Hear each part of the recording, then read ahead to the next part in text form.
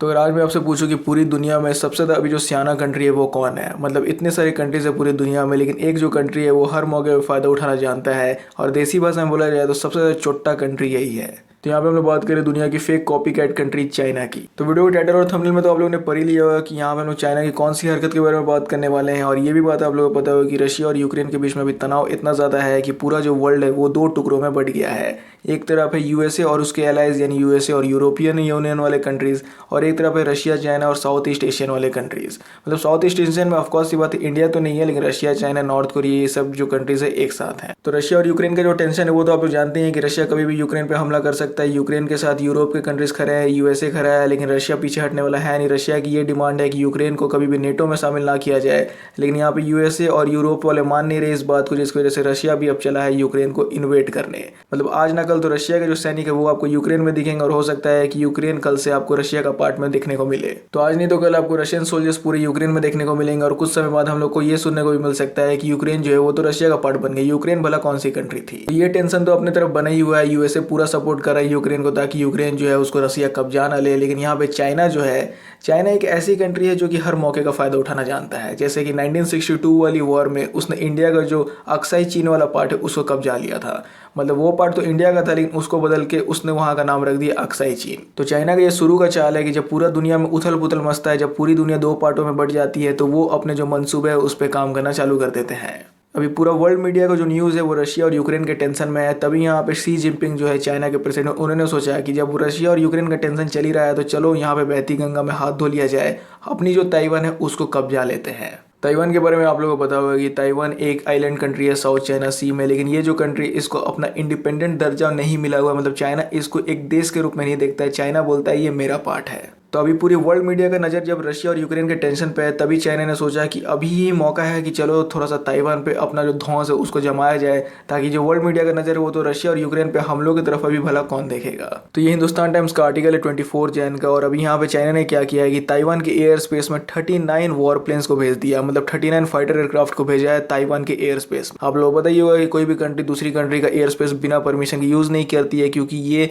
Violation होता है दूसरी कंट्री के एयरफोर्स नियम का। लेकिन सिंस ताइवान एक बहुत ही छोटी कंट्री है, चाइना के सामने अकेले टिक नहीं पाती है, तो चाइना समय समय पर यहाँ पे अपना धौंस जमाते रहता है, जिसकी वजह से रशिया और यूक्रेन के टेंशन में इसी के बीच में चाइना ने लगभग 40 ठो लड़ाकू विमान ताइवान की एयर स्पेस पे भेज दिया। लेकिन इस बार देखा गया कि ताइवान ने भी पूरा डटकर सामना किया इन चाइनीज खिलौनों का। ताइवान की भी जो सरफेस टू एयर मिसाइल है उसको उन्होंने पूरी तरीके से एक्टिव कर दिया था, ताकि अगर कोई भी जो प्लेन है अगर वो ज़्यादा नज़दीक आती है कोई भी ताइवान टेरिटरी के, तो वो जो मिसाइल से वो सब प्लेन को शूट कर देंगे हवाई में। तो ताइवान की तरफ से तो अभी यही रिपोर्ट आया है कि 38 से ज़्यादा लड़ाकू विमान चाइना ने भेज दिए थे ताइवान के एयर स्पेस में। वैसे मेरे को अमेरिका पे दया हुआ तो आती नहीं है, क्योंकि वो लोग भी कम नहीं है, लेकिन अभी मैं सोच रहा हूँ कि भला यूएसए किसको किसको प्रोटेक्शन देगा। मतलब उन्होंने सबका तो ठेका लेके रखा है, लेकिन कितना लोग का वो और ठेका लेके रखेंगे, क्योंकि यहाँ रशिया कभी भी इन्वेट कर देगा यूक्रेन को, चाइना कभी भी इन्वेट कर सकता है ताइवान को, चाइना के साथ डिस्प्यूट है जापान का भी, जापान को भी प्रोटेक्शन देना है अमेरिका ही को, तो भला अमेरिका किसको किसको प्रोटेक्शन देगा।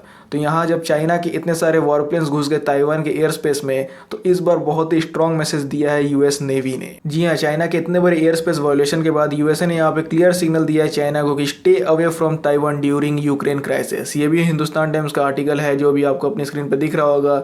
और साउथ चाइना सी में यूएसए के दो एयरक्राफ्ट कैरियर को यूएस नेवी ने डिप्लॉय कर दिया है। इस बार जो बाइडेन ने बहुत ही बोल्ड मूवमेंट चला है चाइना की ये वाली नौटंकी के खिलाफ, क्योंकि चाइना को थोड़ा सा स्ट्रॉन्ग मैसेज देना जरूरी है, क्योंकि चाइना हर बार ऐसे ही सोचता है कि जब पूरा दुनिया एक तरफ बिजी हो जाए मैं अपना काम इधर से समेट लेता हूँ। तो चाइना की ये हरकत के बाद यूएसए की 2 nuclear power aircraft carrier South China Sea में अभी पेट्रोलिंग कर रही है, जिसमें कि है एक यूएसए से कार्ल विजन और दूसरा है अब्राहम लिंकन। ये दोनों न्यूक्लियर पावर एयरक्राफ्ट है और इसमें से F-35 जो यूएसए का लेटेस्ट 5th जनरेशन एयरक्राफ्ट है ये भी लैंडिंग और टेक ऑफ कर सकता है। वैसे 2 एयरक्राफ्ट कैरियर वो भी न्यूक्लियर पावर वाले यूएसए ने डिप्लॉय तो कर दिया साउथ चाइना सी में, लेकिन एक और एयरक्राफ्ट कैरियर को यूएस नेवी ने भेजा है जो कि अभी होल्ड ऑन पे है योकोसुका जापान में, और ये यूएसए का काफ़ी भारी भरकम एयरक्राफ्ट कैरियर जिसका नाम है यूएसएस रोनाल्ड रीगन। तो इस बार मैं फाइनली मानता हूं कि जो बाइडेन ने यहाँ पे बहुत ही एक स्ट्रॉन्ग मूवमेंट चला है चाइना के खिलाफ, क्योंकि चाइना को भी समझाना ज़रूरी है कि अगर यूएसए यूक्रेन और रशिया टेंशंस के बीच में फंसा हुआ है तो इसका ये मतलब नहीं है कि तुम अपने औकात से बाहर जाओगे और ताइवान को अपने अकॉर्डिंग जब मन चाहे कब्जा लोगे। और बस इसी की वजह से 2 nuclear power aircraft career deploy कर दिए गए हैं यूएस नेवी की तरफ से साउथ चाइना सी में। और ये दोनों एयरक्राफ्ट कैरियर कहाँ डिप्लॉय ये भी मैं आपको बता देता हूँ, ये डिप्लॉय है ताइवान स्टेट में।